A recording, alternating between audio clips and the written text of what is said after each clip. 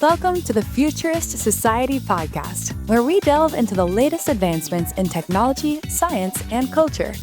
The Futurist Society is your window into all of the awesomeness that the future holds.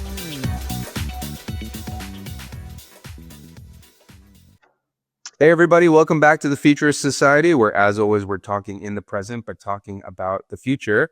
I have a very special guest for you today. His name is Galvin Widjaja, and he is the CEO and founder of Lauretta AI, doing some pretty interesting things in the artificial intelligence space. Thank you so much for joining us, Galvin. Tell us a little bit about what you're doing. Hey, Doctor. Thank you so much for having me. So we are a computer vision startup that does AI on CCTV cameras.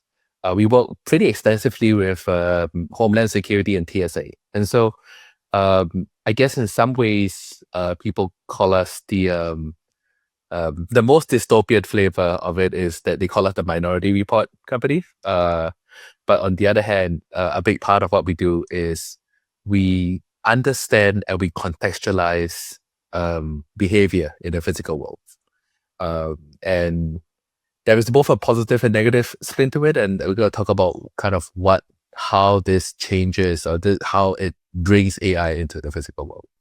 Yeah. So if I'm being honest with you, this is a Techno-optimism podcast, but the part that I'm most worried about when it comes to artificial intelligence is what you're talking about, which is, the vision of Minority Report, very, very utopian in some aspects, but also very dystopian in some aspects. So tell us your view on what you're bringing to the table and how you think it would be of benefit for humanity and not something that people are worried about. So I think both of these things have to be true. I think every technology that comes into the world kind of falls. So in the view of a technology or a data person, every technology falls into two major categories.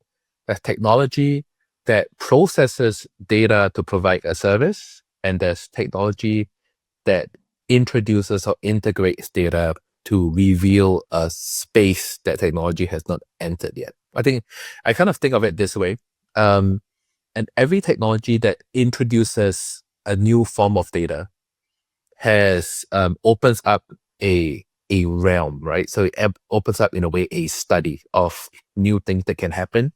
And Lauretta as a company is primarily a company that is interested in the opening up of a new space. And what that space is the space of what the tech people call it ambient intelligence, but in the real way of thinking about it is contextualizing data in the physical world. I think the first thing to do is to understand exactly what is happening. And the key thing to understand is the word contextualizing data. So it's not seeing stuff that you have not seen before. So CCTV that is there is still there. For the last decade or so, there have been AI algorithms that are like, I detect a person who has taken out a gun. They're pretty scary already.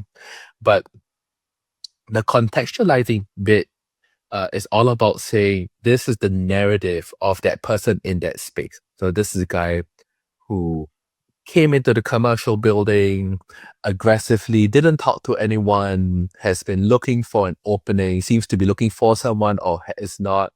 We're trying to understand what is he thinking. And then from what he is thinking, we decide when threat happens, who is the instigator, who had the pre-planning, and who is kind of the victim, so to speak, or the subjects of that particular event. And that's a big part of what we do.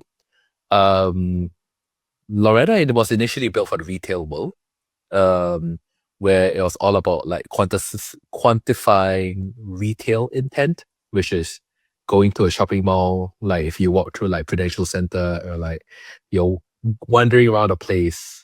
The only place that was on your schedule was I need to fix my iPod, so I'm in that Apple store. Apple is legendary for being one of the worst tenants in the retail space. And the reason for that is that people who go to an Apple store almost always go to no other store, because you went there out of annoyance in the middle of the day to do this one thing, and your point is to get out as quickly as possible, making it one of the most unproductive tenants to the stores around it. Versus a bubble tea store, which you go there with an optimistic narrative. I want to go and shop, and by the way, I'm going to get my favorite boba, and that person buys other things. And so introducing the bubble tea store makes everybody happy, and introducing the Apple store makes everybody sad. And so that was our primary narrative. But it got picked up, and it's very interesting that we really got picked up by the government. We were a Singapore incorporated company at a time where we got our first Homeland Security contract. And they came to us not with a frightening and dystopian narrative of the world. They came to us with two simple questions. And the question one was, can we understand the data that we already are capturing through our senses into a way that is linked to an individual? That was question number one. And the answer is yes. And there's a lot of that is like, okay, tracking technologies, but non-biometric in nature. And the second one was the question of, do we have a narrative around understanding the intent or the authenticity of an alert that we're already capturing?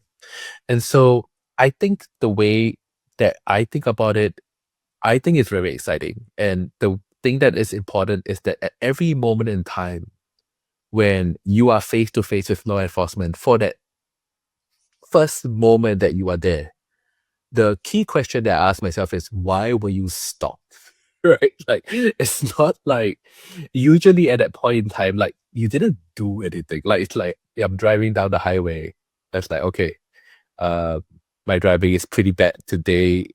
In my case, the last time I was stopped because my glasses was broken, right? So my driving was absolutely terrible because I was looking out of one eye, right? It's like, sort of like I was stopping really late, and the policeman on the street stopped me, and he was like, what do you do? It's like, I am disabled today, right? I have no depth perception.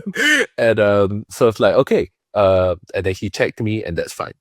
And that was behavior based. So it's like my behavior was bad, right? And so I was stopped, completely legitimate. But 80% of stops in the US today are not behavior based. They are based on and different components of your perception. And the different components of perception of the law enforcement is he has preconceived notions of who are the people he should stop. That is the stereotypes part, right?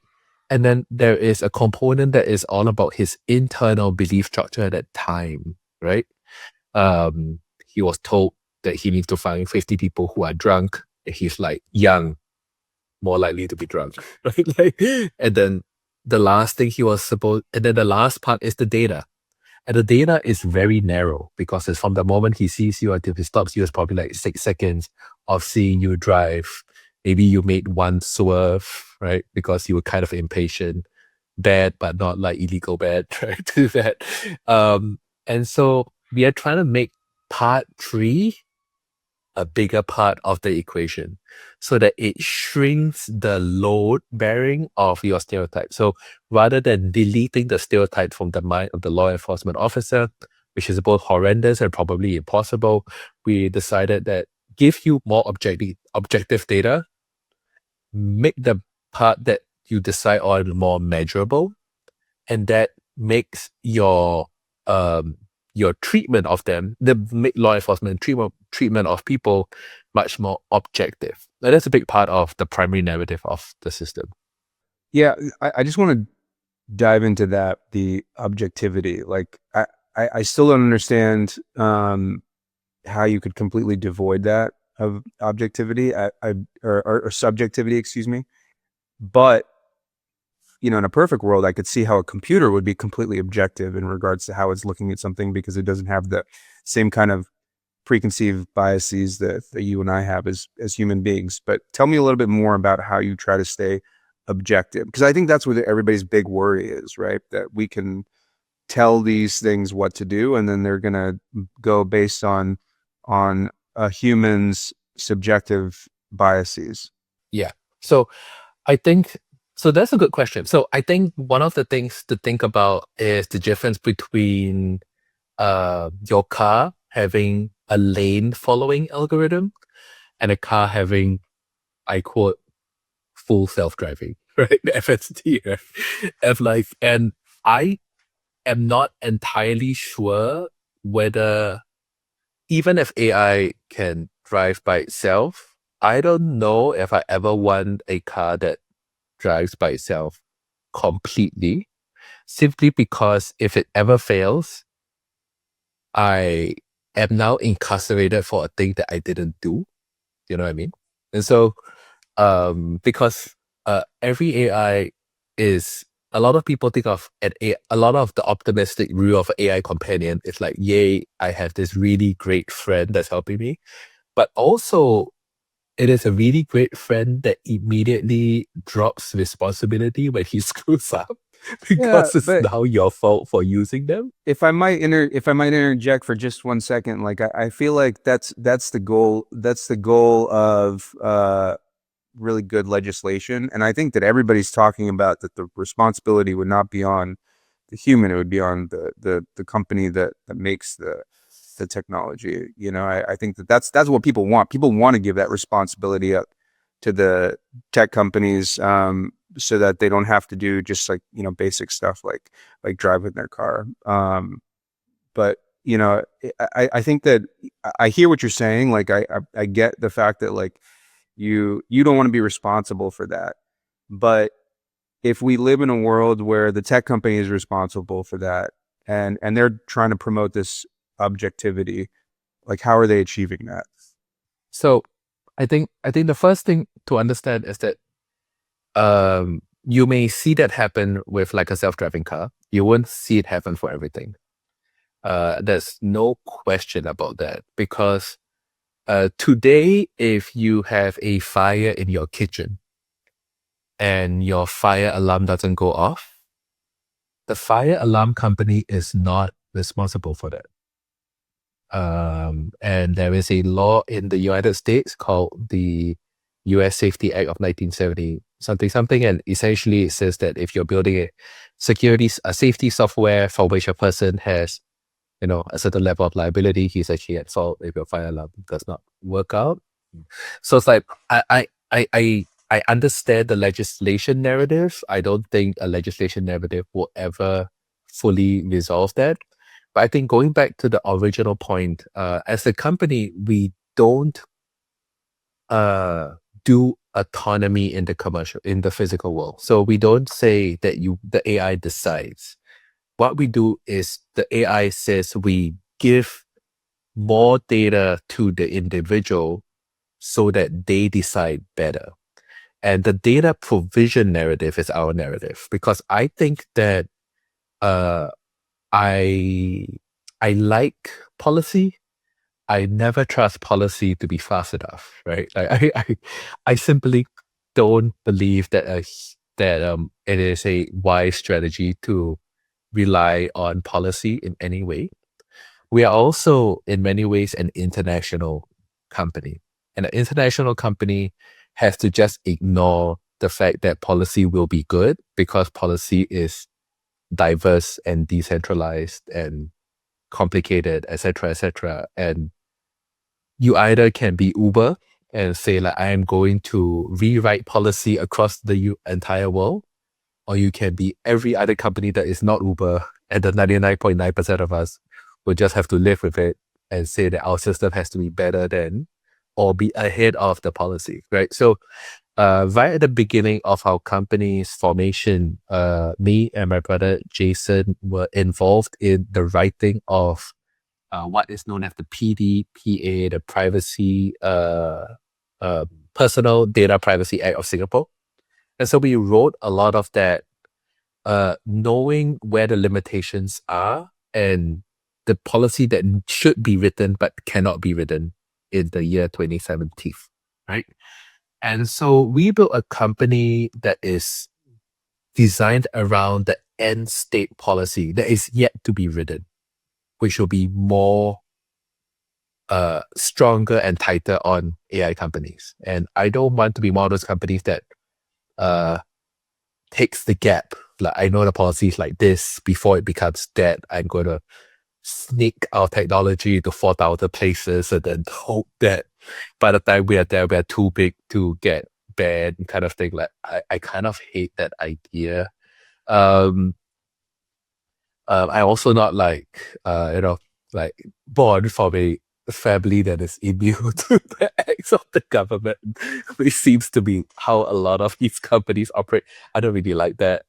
Yeah. One of the things that I think about with that is around the original data that was used to train LLMs, right? It's like there was a very obvious opportunity to anonymize the characters in Star Wars, right? Before putting it in.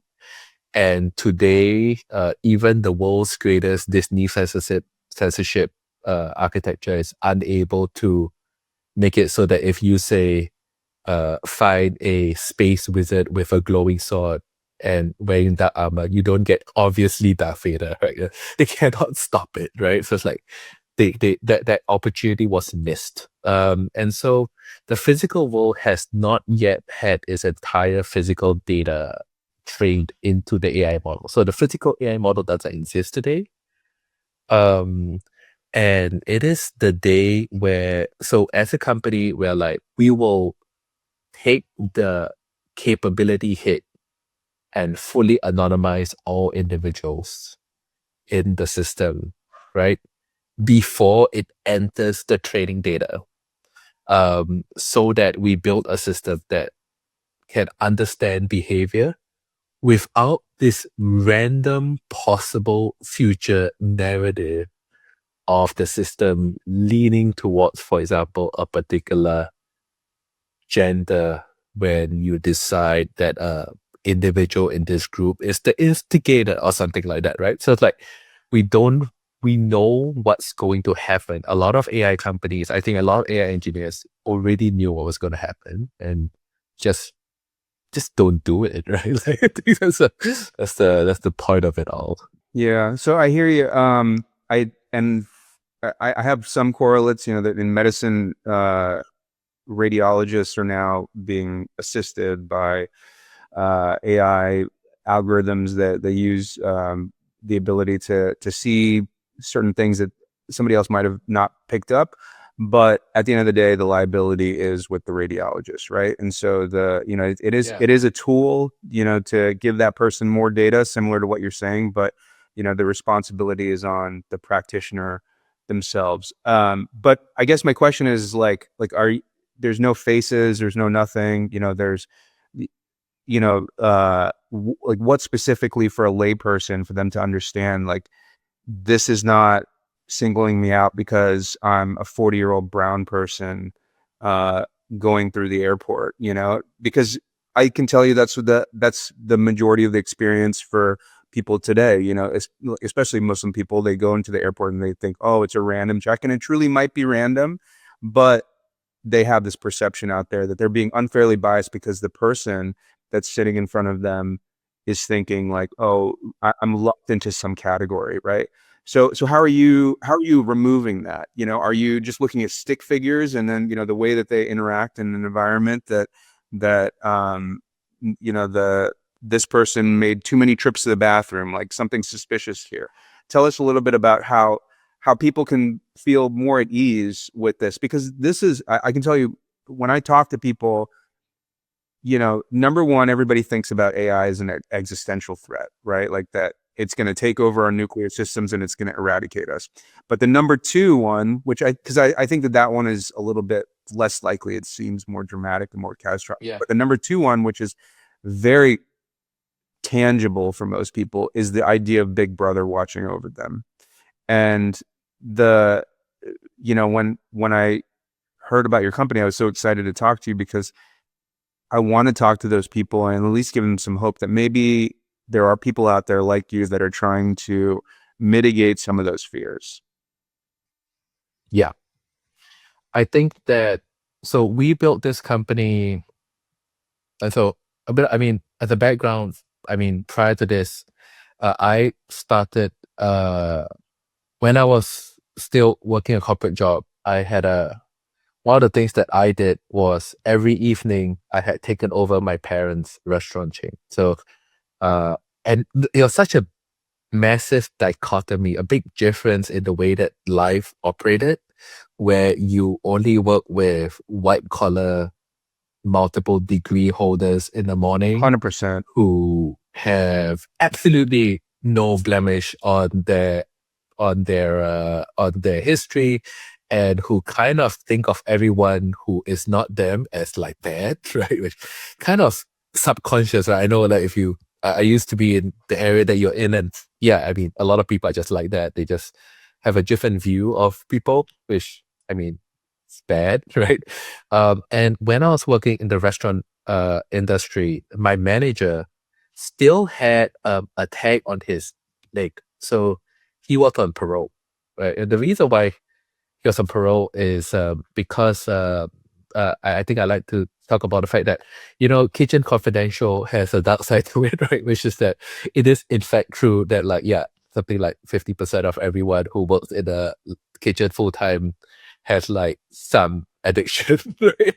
And so the flip side of that is that if I wanted a top tier if I ran a Muslim restaurant, a halal restaurant in Singapore. Oh, okay. So if you wanted a top tier halal certified cook, sad as it may seem, you often go to the halfway house during their parole setting to identify them, because like they are really good cooks who are forced to be extremely obedient because they are tracked by the government, right?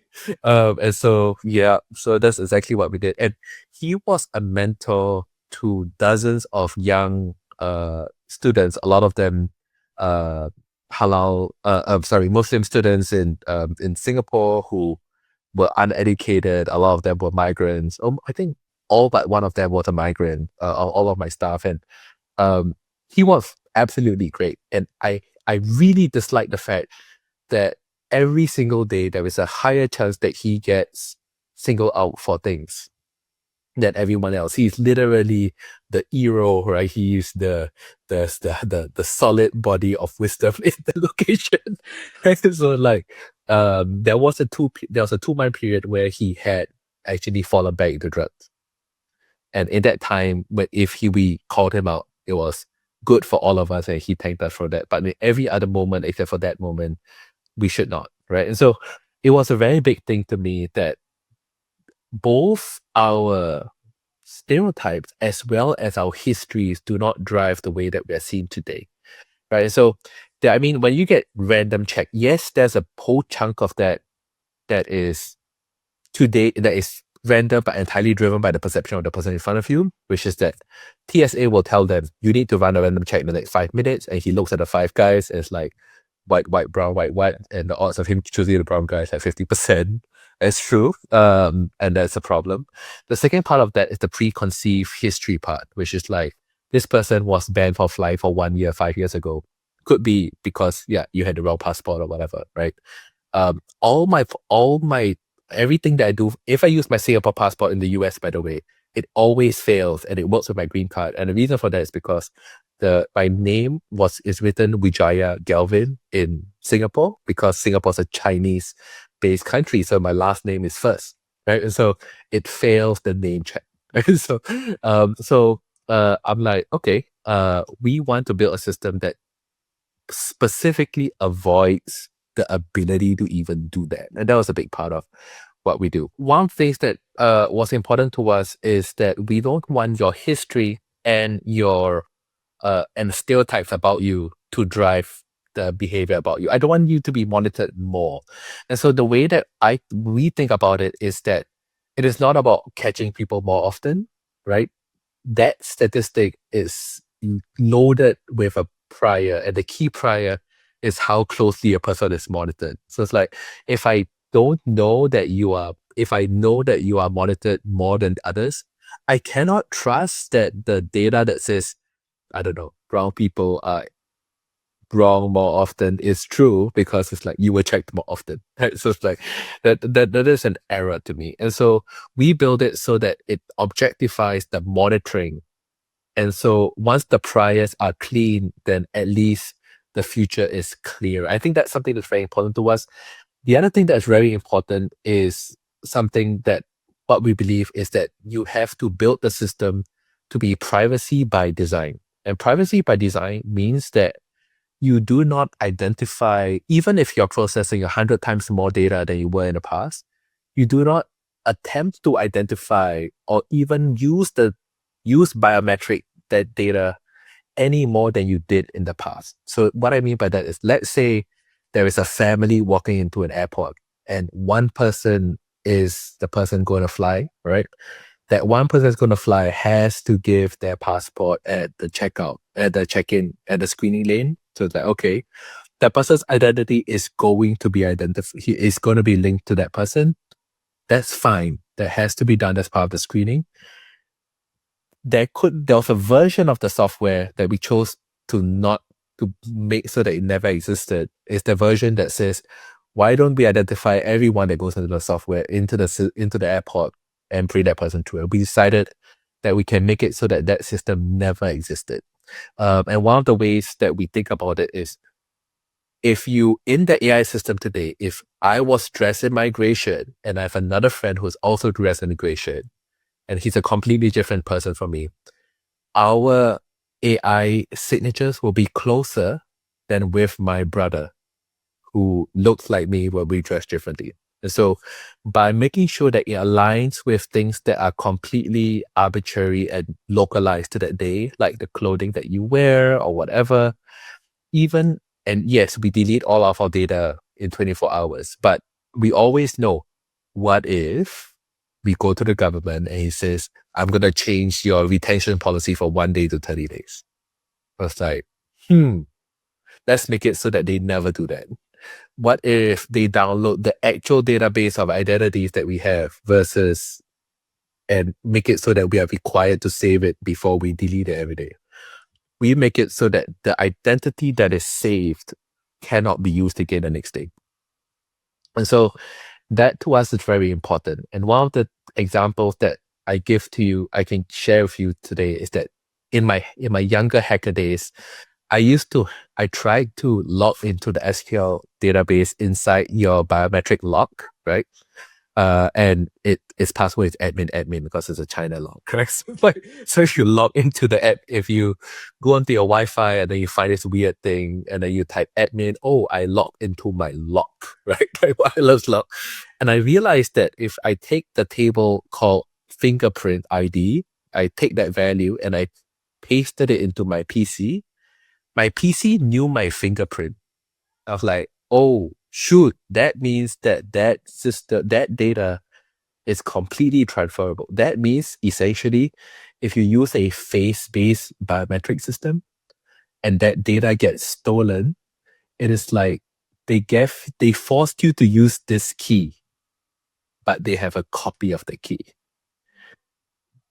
Kind of like what a TSA does, but that's really bad. So I'm like, okay, that is a system that we have to build an architecture to never reach there at all.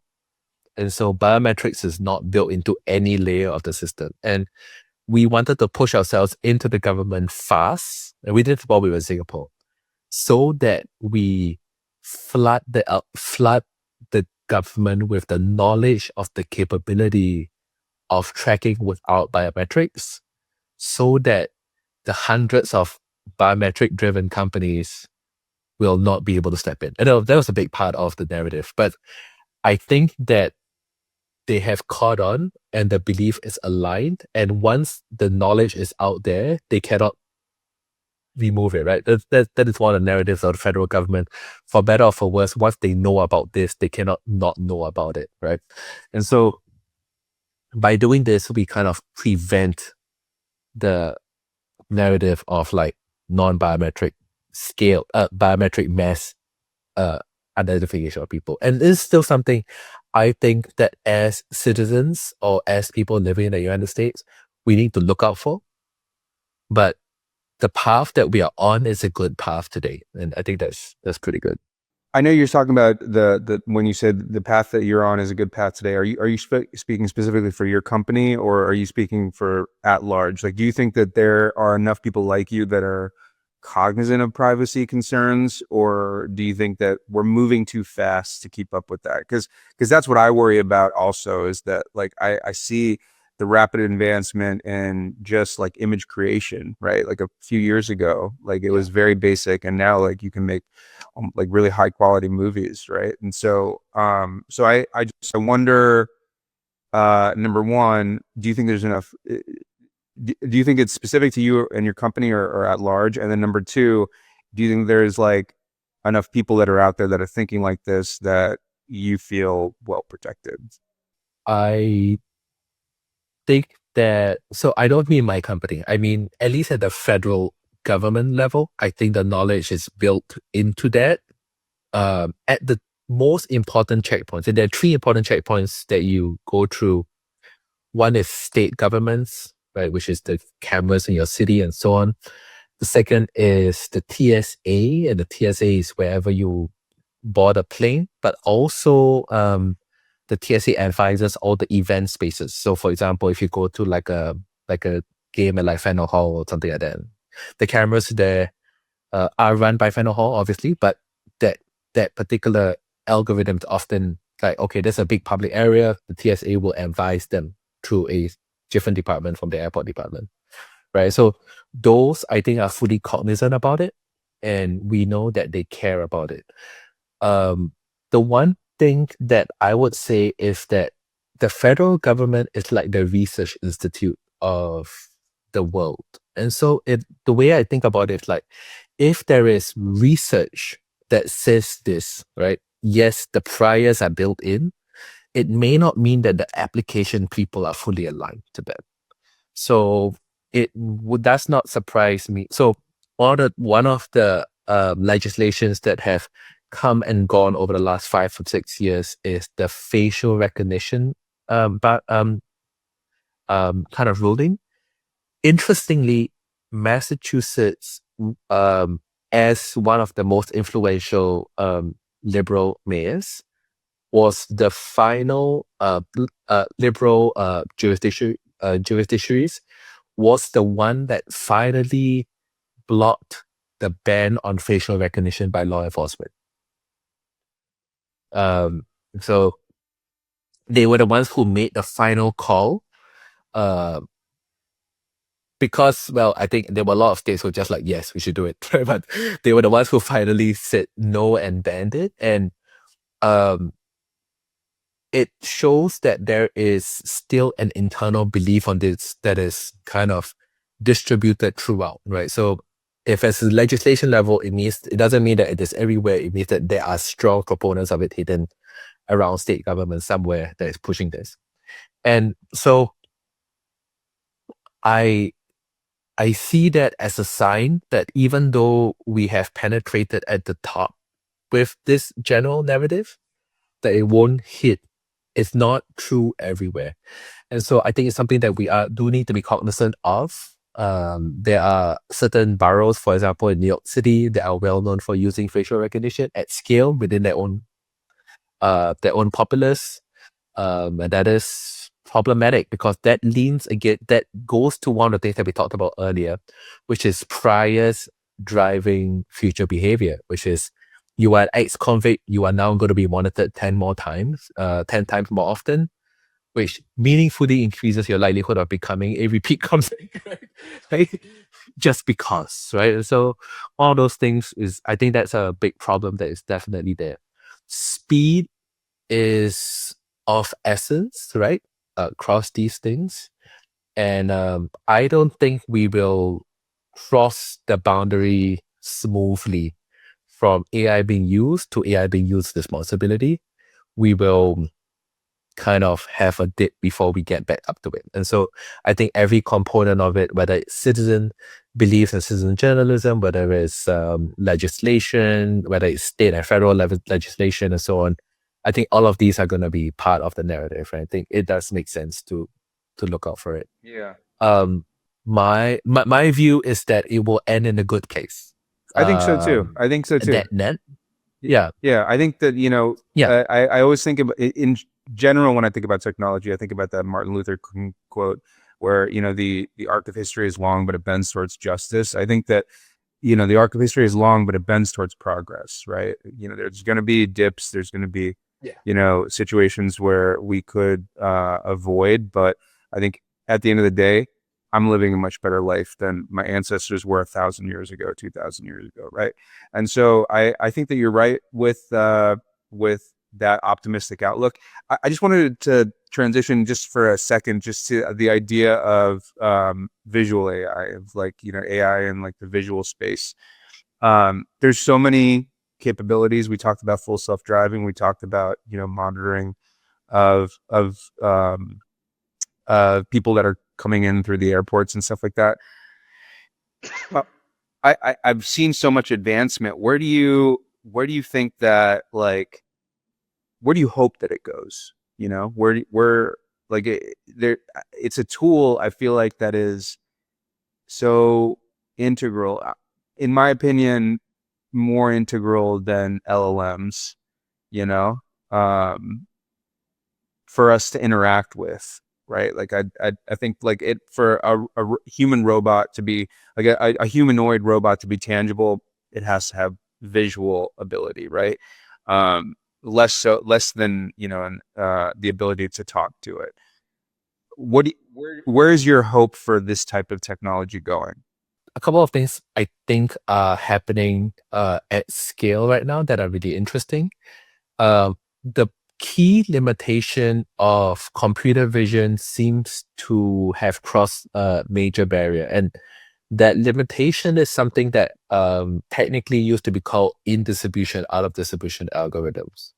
What I mean by that is, in the language space, we never said language AI was never trained on a subset of vocabulary, right? So it's always like, this is book. Right? I don't care if you have never seen this word before. It could be like the name of a weird character from Lord of the Rings. It's got a little O on the top. Great. Like, sure, right? We go through all of that. The computer vision space did not do that. The computer vision space said, here are my 10 classes to identify these 10 classes. Here are 100. Now here's 1,000. Here's 10,000. The thing about the world right now is that a phone and a broken phone is 2 classes. It's like, that means that there's a lot of that you've now reached a space where there is infinite number of classes, right? So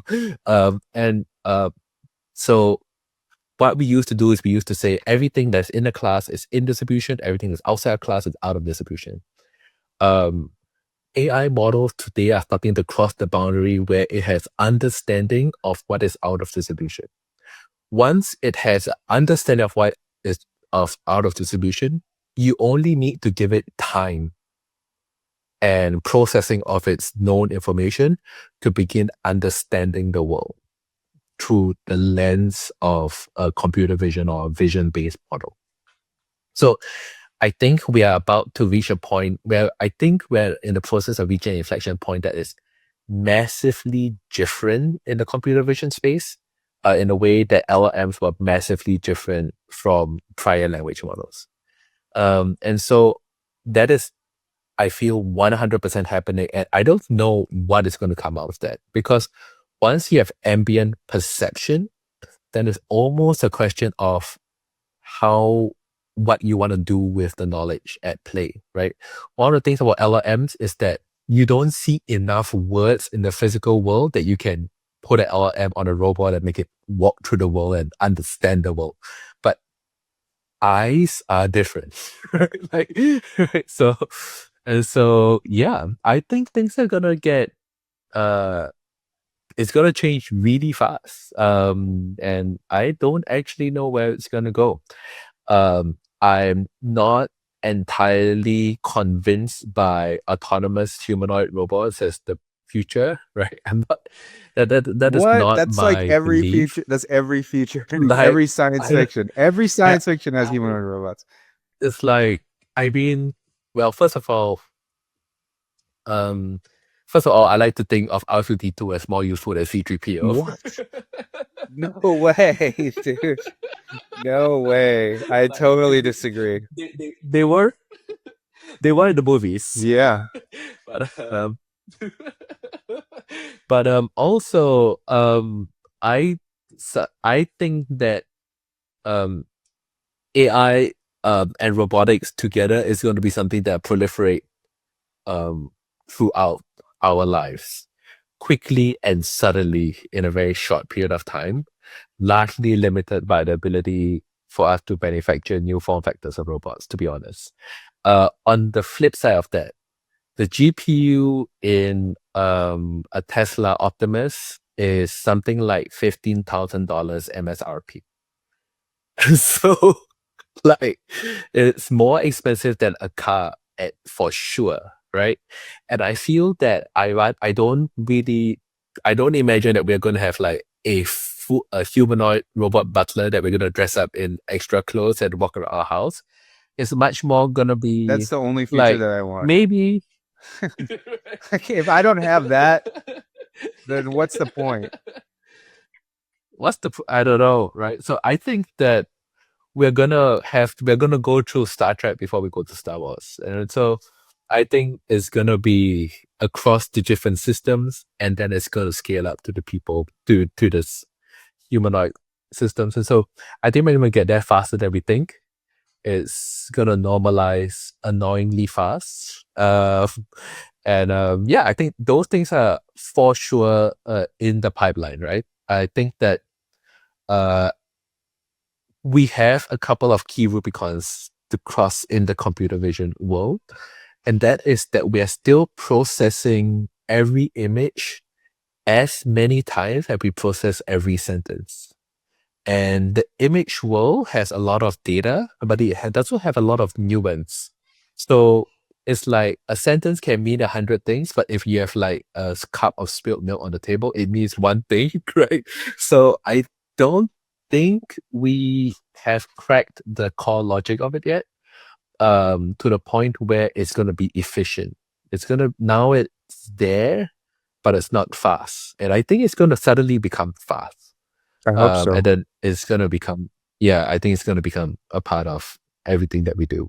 That's cool. Really interesting insight, and I really appreciate you sharing that with us. I want to end our talk with one kind of idea that I bring up to a lot of people that are in the AI space, which is that, I feel like right now, as an outsider looking in, it seems like you have a lot of these big players at the top, and they're controlling a lot of the movement, and it really has not trickled down so much to the day-to-day life of someone who is not in technology, right? Like, other than ChatGPT, which is certainly very interesting, it's certainly very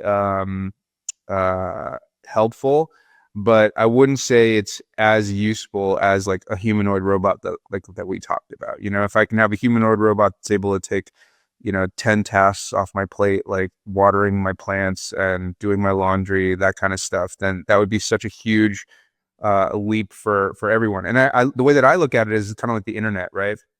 The internet started out very egalitarian. You didn't really need to be, even now, you don't need to be a coder to make your own website, to put yourself up on Google. If I owned a food truck, I could put myself out there in such a way that I was not able to do before, and that can help me tangibly, much more so, I think, than AI is able to help me tangibly right now. So do you feel the same way? Do you feel like right now it's really not democracy? It's kind of like an oligarchy, or do you feel like it's still a pretty wide open space for somebody like that wants to use AI in their daily lives? I think that it is still in the oligarchy stage of it. I think when I look at this AI as it is today, I think it is, if I try to think of a parallel in the past, I think of it as, what if the government decided that the Internet Research Project, or even the Manhattan Project, was something that they would give to 10 research companies, commercial companies to do versus one government to do, right? And it has the publicity that is driven by the commercial narrative. It has that limited but completely controlled use cases that commercial net companies tend to create in a way that all of that was completely hidden, right, in the internet world, right, where the first 10 years was, okay, there was only .gov, we had all government websites, or like the Manhattan Project, it's like I only use it once. That's not going to happen, right? So I think that there's a lot of that is happening. I think it's ending though. And the very simple way, I talked about this 2 or 3 years ago, and I think it's more obvious that I'm not talking out of my ass now, but I think that one that I said 3 years ago that when ChatGPT 4 comes out and ChatGPT 3 is free, you would probably just use ChatGPT for free rather than pay $20 for ChatGPT 4. That seems to be pretty obvious now, right? ChatGPT 5, which is paid for, it's like essentially not meaningfully, it's hard to tell the difference between that and 4, which is free. And what will happen is that the AI at least has reached its first major, LLMs has reached its first major plateau. And once that happens, there is no longer a reason to massively fund just the big guys. And this is where it becomes part of at least the local startup system and then all the other companies, and it becomes normalized. And I think we are actually literally in that like now, like maybe in the last couple of months. And it's going to be that case for a while.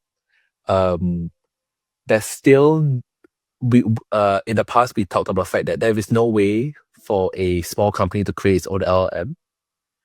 The good news is that in September 2025, we now know that there is no need for a small company to build its own LLM. And so the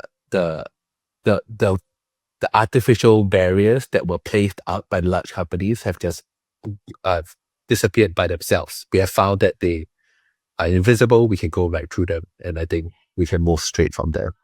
Interesting. Thank you so much for telling me about that. And it's interesting to hear from your perspective because I don't have that same kind of insider view, especially with artificial intelligence.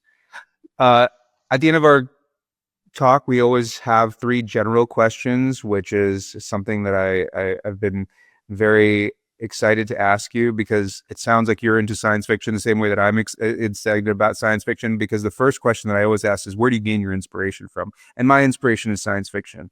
And the idea of having the utopian version of society is something that I have seen from Star Trek, from I would say Star Wars, but it's still it's a much more utopian than the dystopian stuff that's out there. And so what about yourself? Where do you gain inspiration from?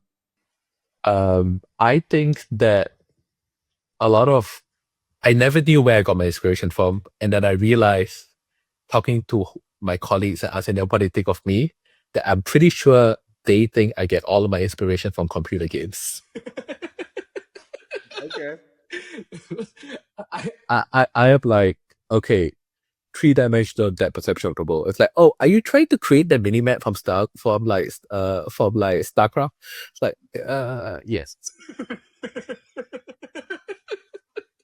It's like they're like, I don't think we should use humanoid robots. We should have like 6 small robots that we can allow them to like do the things. Like that's like one of those things from the RTSs they used to play. It's like, yes, probably yes. Yeah. That's my favorite type of game too, is RTS, man. So interesting. So that's awesome. I totally agree. So much of my perception of the world has been influenced by gaming, and I think it's such a big segment for people who are building the future, just like yourself. So I totally agree. Do you have a favorite game? Is it StarCraft? I mean, I feel like that was so popular. Probably. StarCraft was a very important game in my life, actually. I think. Yeah. I'm 6 years younger than my brother, and my brother was part of. Okay, in the year in the 1990s, there are not many clans, there are not many groups of gamers in the world. And my brother was in the group that represented Singapore. And I was their last bench player, so the worst player that they had. But I was also at least 5 years younger than any of them. And Right. so I was like, I was not used as a player, I was used as a utility person, like your free throw specialist. It's like, just get this guy to like zealot rush somebody. This is what I used to do. So like, yeah, I think StarCraft is probably one of them that holds a special place in my heart. Yeah, I hear you. There's lots of games out there like that for me. I wish we could talk about just video games, but that's for another day, I guess. I did want to ask you a little bit about, I know we talked about where you hope that you see artificial intelligence in a few years, and it was kind of a non-answer. You're like, I don't know. But where do you think it's going to be? What do you like? You have kids, I have kids. What do you think that their life is going to be like in 10 years with artificial intelligence, especially with, the visually based stuff? Like, I know you said that you don't think the humanoid robots are going to be as popular. I disagree, but that's neither here nor there. What do you think about is the most likely outcome for how AI is going to affect our lives in 10 years? I think within 2 years, they will ask me for a robot pet who will be able to communicate with them like a real pet. I think that in 3 years or 4 years, we would have verbal or non-verbal tool that will allow them to interact and change things in their physical space, whether it is the lighting or ordering a car and so on and so forth. I think that in 5 or 6 years, we will reach the point where we will have differentiated true AI of true human creativity from AI generated creativity, to the point where having unique and original thoughts will be like a handcrafted item. So I think these are the way that I take care of and grow my kids. So I have 3 kids, 7, 5, and 2, which means they will all live in a future that I don't live in. I think of their human interactions and their ability to think to be the most important things that they will learn. So I think that to me is going to be the key foundation. And then yes, I think a little bit of a non-answer to know exactly where it's going beyond that. But yeah, I think that is where we are right now. I can tell you that my daughter asked me for like this robot stuffy, stuffed animal that it was a dinosaur that talks to you, and we got it because I'm a sucker, and it was terrible. Like, it was just like such a waste of money, So I hope that you're right. Like, the technology is not there, she used it for literally 10 minutes, and then she was like, I'm over this. This is not something that I'm interested in. Yeah. But anyway, last question is, obviously you're in the AI space, I'm in the medicine space. There's lots of technologies and breakthroughs that are happening specifically within our space, but there's also had the technology breakthroughs that are happening in every single avenue of science right now. The amount of breakthroughs that are happening are also happening at an unprecedented pace. And, I find myself actually looking a lot in the news towards robotics. That's kind of like every time I see a robotics article of like, a new Boston Dynamics robot, I have to click on it. It's just like, this in sensation with me. What about you? What other than AI, what are you looking at outside of your own field that you just can't help but be interested in? So robotics definitely is the one that scratches my itch the most. I know that in terms of my personal life, I should be looking more into the biology and all of that is happening. Yes, but robots really excite me a lot. Are the things that excite me the most right now, and probably this goes back to my computer game background, is the things that allow us to perceive the world, augment it, and command and control it with AI including robotic components. Like what do you mean by that? Just like augmented reality glasses or what? So I think that the things that I think are really cool in the next couple of years is I really like all of the technologies that will fit between me thinking that I need a cup of coffee and somebody making it and bringing it to me. Right. So that is from the mental signal processing down to the command and control to the autonomous robotic component. I think those are the things that are the most exciting to me right now. Yeah. I almost wonder whether I built my whole company around my wanting that. It wouldn't be beyond my autistic mind. Yeah. But yes. Listen, I hope for that future just as much as you do. When I can, like this coffee took me 10 minutes to make. Like, I had to grind the beans and put it in the French press, boil the water, all this stuff. But just to have that, hey, listen, robot, make me a cup of coffee. I can't wait till that happens. So I totally agree with you. So thank you so much for being on our program. As always, for the people who are listening right now, if you don't mind liking and subscribing, we would really appreciate it. But most importantly, for the people who are tuning in on a regular basis, who are part of our subscription, we will see you again in the future. Thanks, everybody. We appreciate you taking part in today's episode. Take this chance to reimagine a better future by joining a community of futurists who strive for a remarkable world. Be a part of this growing network and contribute to making the world a more positive place. Visit thefuturistsociety.net and subscribe to the show so you don't miss a drop of hopeful futurism.